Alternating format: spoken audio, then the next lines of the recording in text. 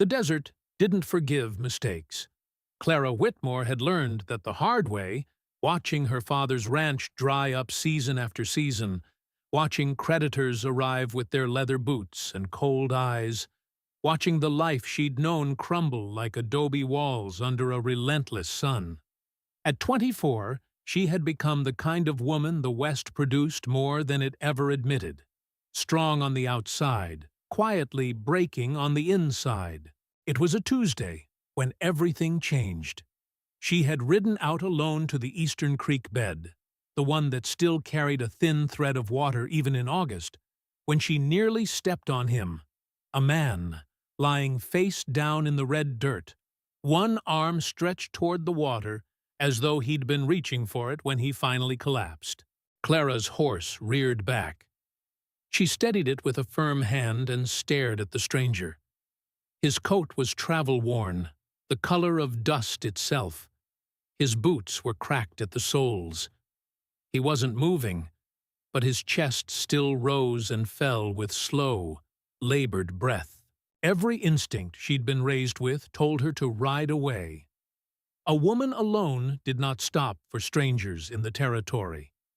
Her father's voice echoed in her head.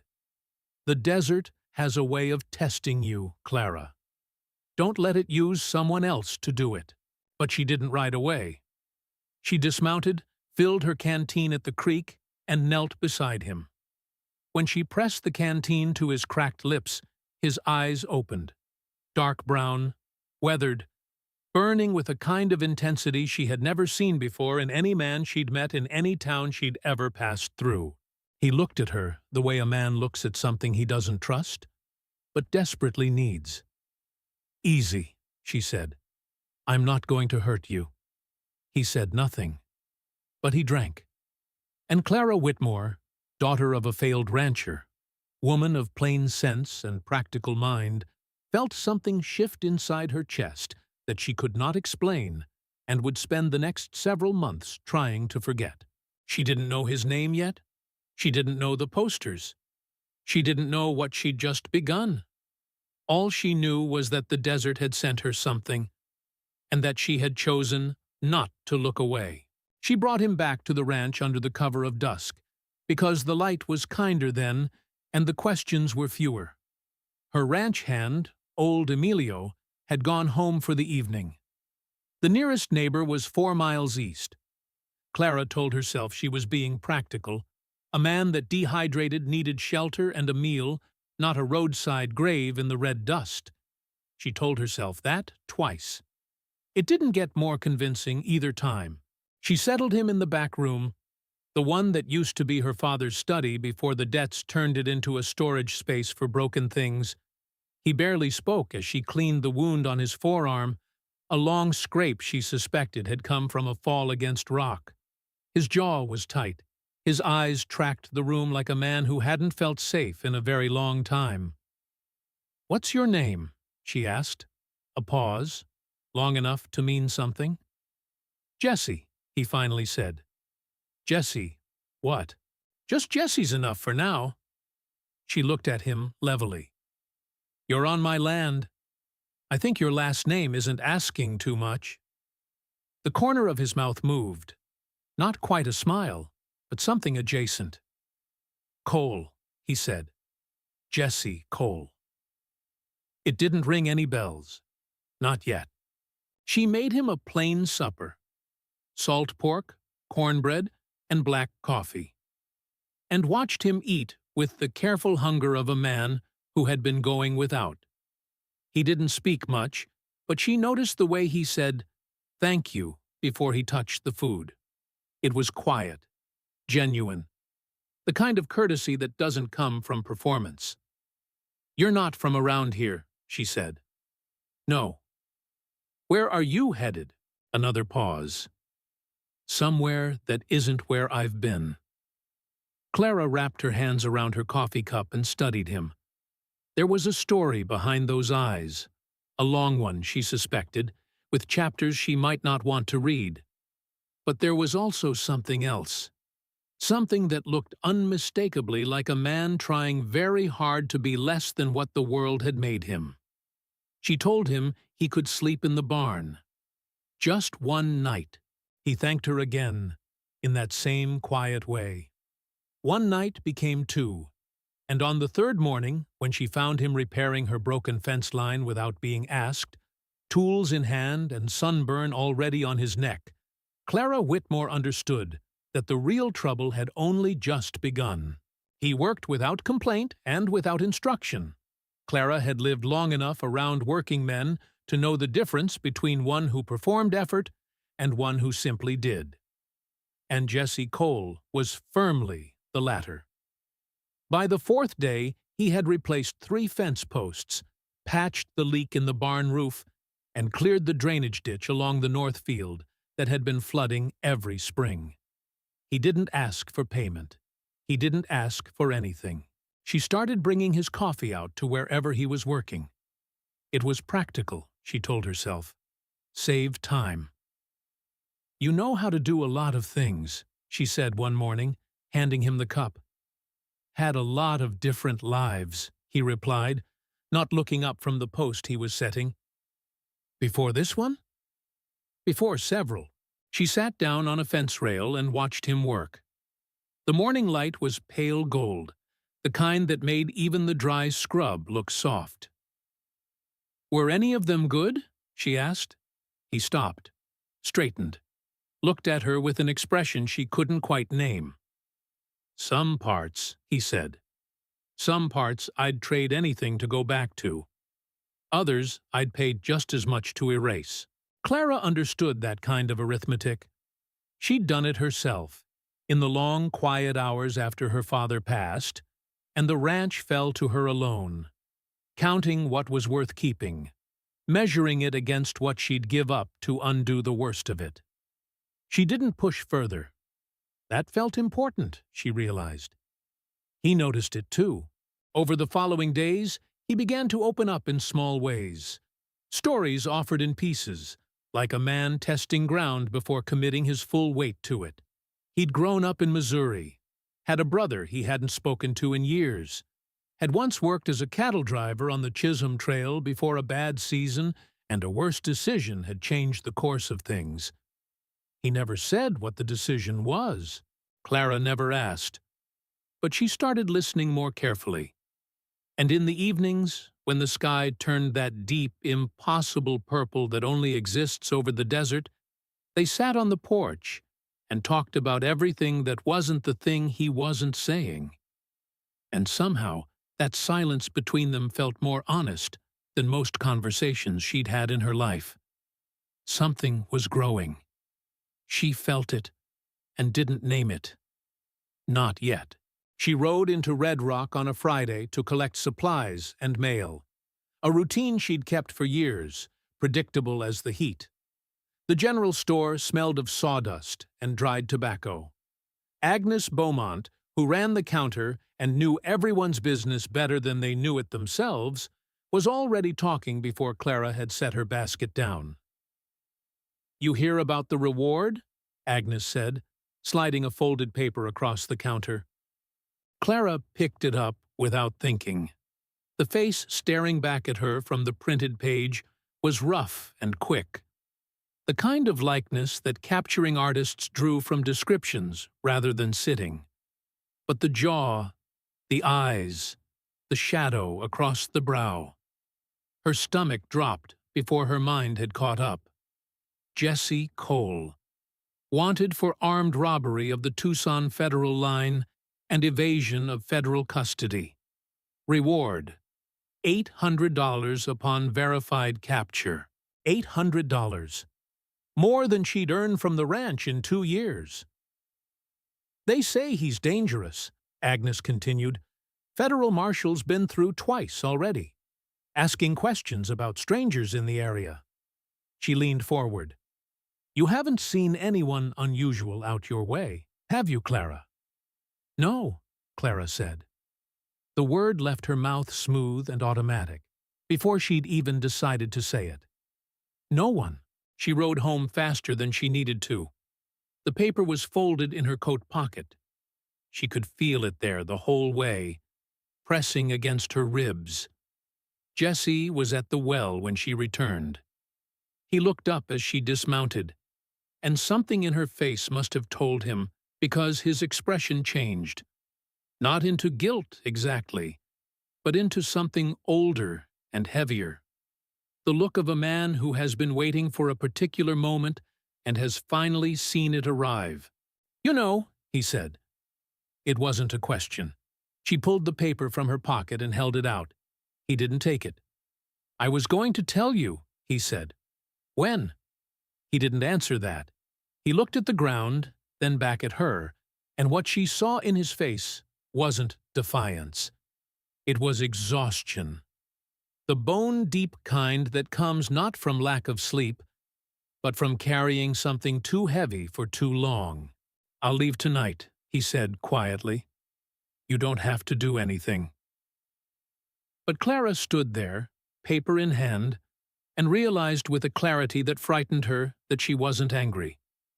She was something much more complicated than angry, and that complication, she now understood, was the most dangerous thing the desert had ever sent her way. She didn't let him leave.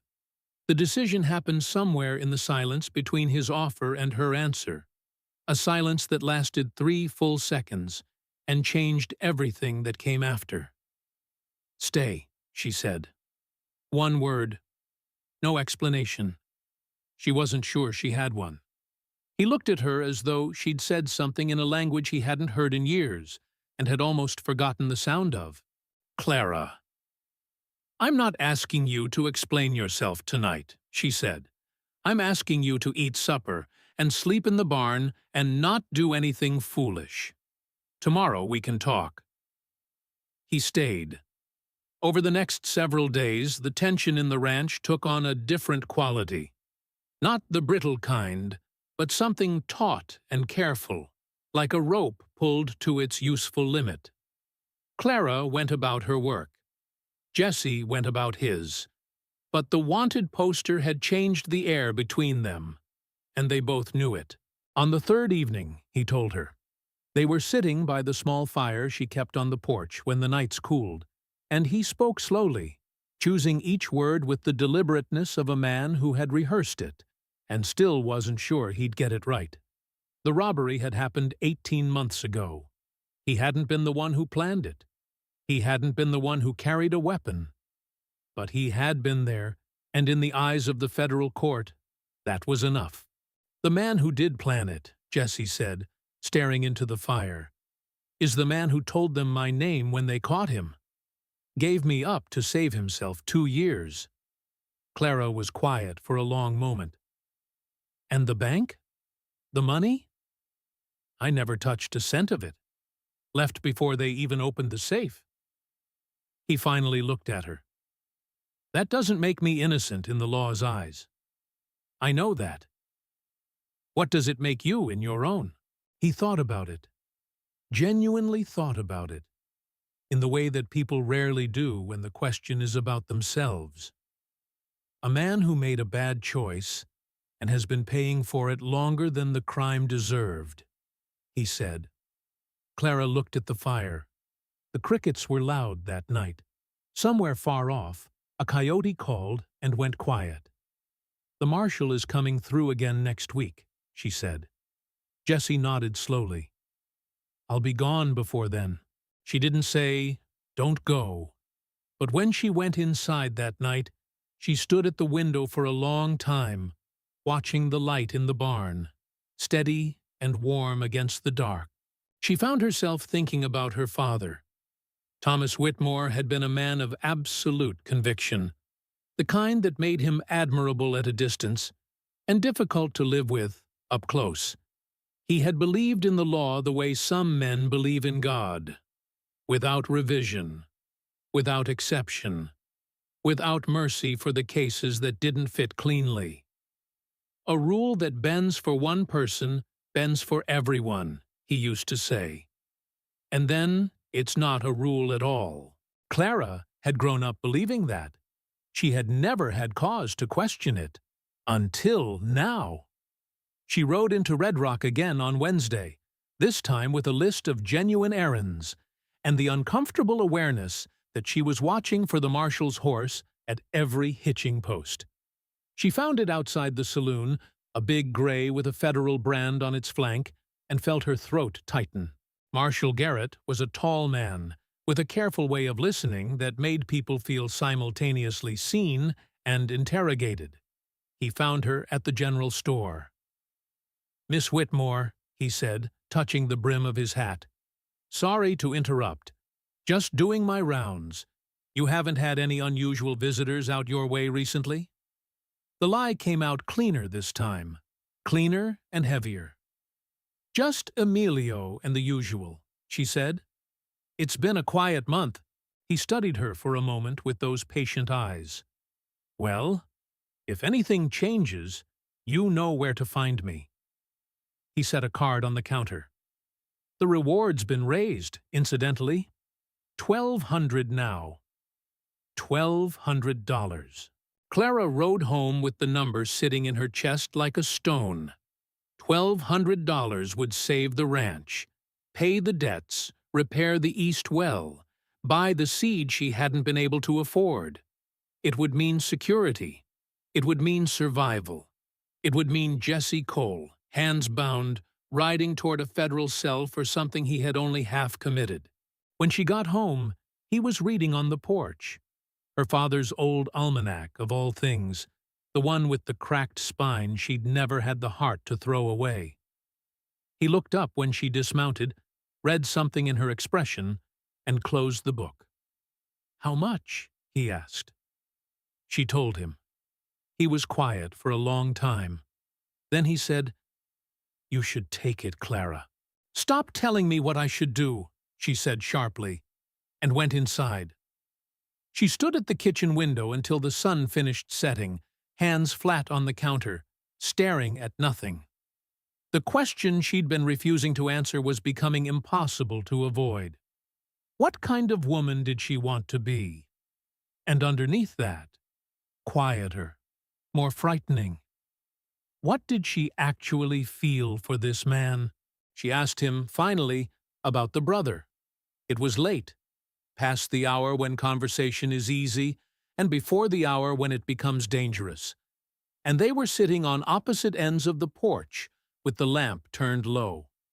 Clara had made the calculation somewhere in the past hour that if she was going to make any real decision about Jesse Cole, she needed to know the parts of him she'd been careful not to ask about.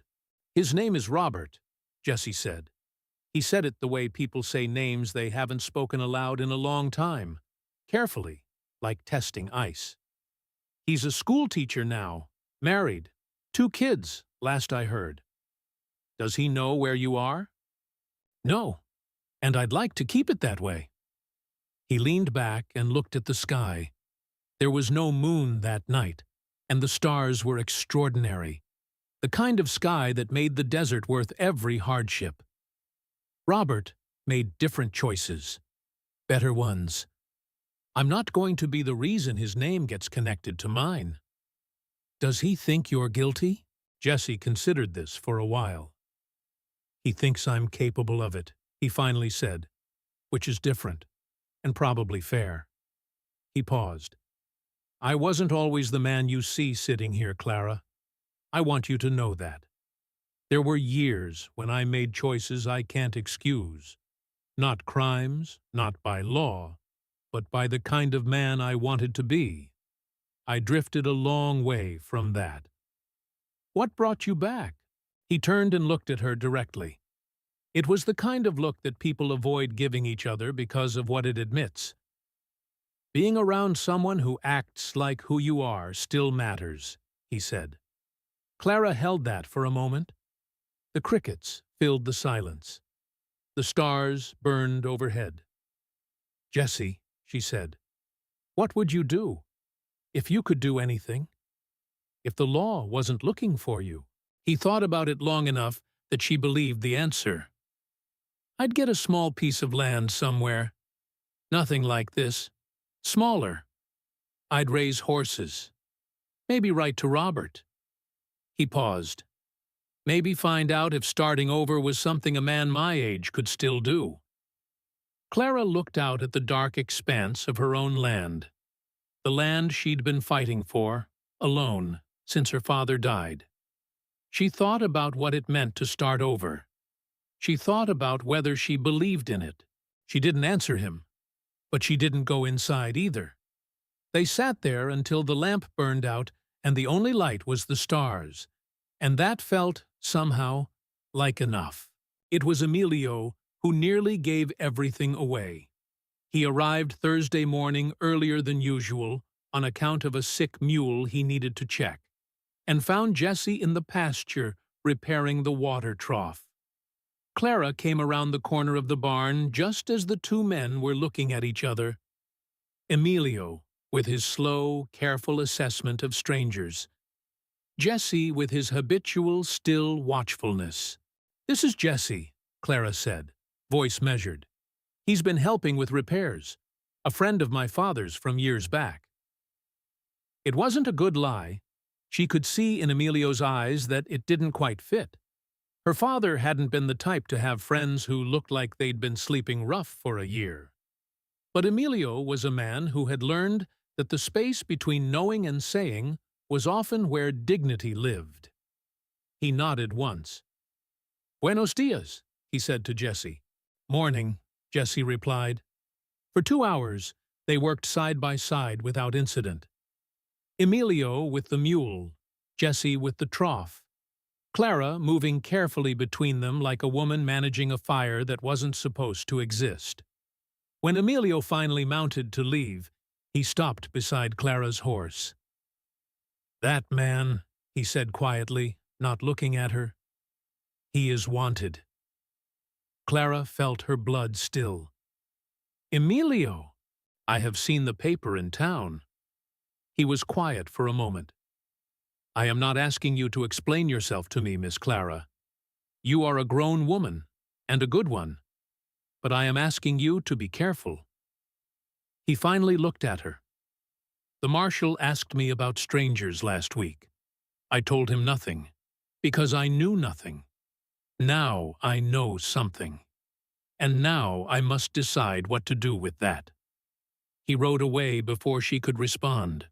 Clara stood in the yard for a long time after. The day had cracked open in a new direction, and she could feel the shape of things shifting around her. The pressure of consequences building like weather on the horizon. Jessie found her there. He had seen Emilio stop. He understood without being told. "How much does he know?" Jessie asked. "Enough." He was quiet. Then, "I should go, Clara. Tonight. Before this reaches people who matter to you." She turned and looked at him. Really looked, the way she'd been careful not to for days because of exactly what it might show her. In the pale morning light, with his hands still dirty from honest work, and his eyes carrying that particular weight they always carried, Jesse Cole looked like a man who deserved better than every direction his life had taken him. "Not tonight," she said. "Give me time to think." "You've been thinking." "I need more." He didn't argue, but she could feel the clock that neither of them had set ticking loudly in the silence. The letter arrived Saturday. It was addressed to her, care of the Red Rock postmaster, in a handwriting she didn't recognize. She opened it at the kitchen table while Jessie was outside, and what she read made her set it down carefully and stare at the wall for a very long time. The letter was from a woman named Ruth Cole, writing from a town in New Mexico. She identified herself as Jessie's sister-in-law, Robert's wife. She wrote that she had received word from someone, unnamed, that Jessie had been seen in the territory. She wasn't writing to turn him in. She was writing because Robert had been ill for 3 months, something in the lungs, and had been asking for his brother. "If there is any way," the letter said, "any way at all that you can get word to him, I am asking you, as one woman to another, to try." Clara folded the letter. She looked at the window. Through it, she could see Jessie splitting wood, methodical, unhurried. the rhythm of a man who has learned to find peace in small physical things. She brought him the letter without preamble. He read it, standing still, and she watched his face go through something she had never seen on it before. Something open and raw and unmistakably human. He didn't cry, but his hands, when he lowered the letter, were not entirely steady. "I didn't know he was sick," Jessie said. "I know. New Mexico is 3 days' ride." He looked at her with an expression caught between calculation and grief. "Marshall Garrett covers this territory and half of the next one." "I know that too." He handed the letter back, turned away, set his hands on the fence rail, and stood there a long time, looking at the desert that could swallow a man whole if it chose to. Clara watched him and felt the full weight of everything converging at once. Her feelings for this man, the law closing around them both, Emilio's careful silence that wouldn't hold forever, and now Robert Cole, sick in New Mexico, asking for a brother who was a wanted man and couldn't come. She made a decision standing there in the yard. She wasn't certain it was the right one, but she made it clearly, without flinching, which was the only way she knew how to make any decision that truly mattered. "I'm going to help you get to New Mexico," she said. Jessie turned around slowly. "That would make you an accomplice, Clara." "I know what it would make me." The afternoon light lay long and golden across the land between them. Neither of them moved. The weight of what came next settled around them like the desert itself. Enormous, ancient, and absolutely indifferent to whether any of it was fair. Dawn came purple and cold. Jessie was already at the horses when she came out. Both saddled, bags packed, the gray mare she usually saved for long rides, and her own roan standing patient at the post. He was checking the cinch on the gray mare's saddle and didn't look up when she came out. She stood on the porch for a moment, coat in hand, watching him in the half-light. She'd left the letter on the kitchen table, sealed, addressed, not sent. She'd told herself she left it there as a choice, that she was choosing, deliberately and consciously, not to send it. But the truth she hadn't let herself fully face was that having it written and sitting there was a kind of hedge, an accounting for the part of her that still heard her father's voice. A rule that bends for one person, bends for everyone. Clara pulled on her coat and walked down to the horses. They rode south in silence for the first hour, the kind of silence that isn't empty but full, packed with all the things that don't require saying. The desert woke slowly around them, the light going from pale purple to pale gold, the distant mesas taking shape against the sky like something patient and enormous that had simply been waiting for the light to reveal it. Jessie rode well, efficiently, conserving the horse, reading the terrain. She watched him from the corner of her eye and thought about what his life might have looked like in a different version of things. A small piece of land, horses, a letter to his brother.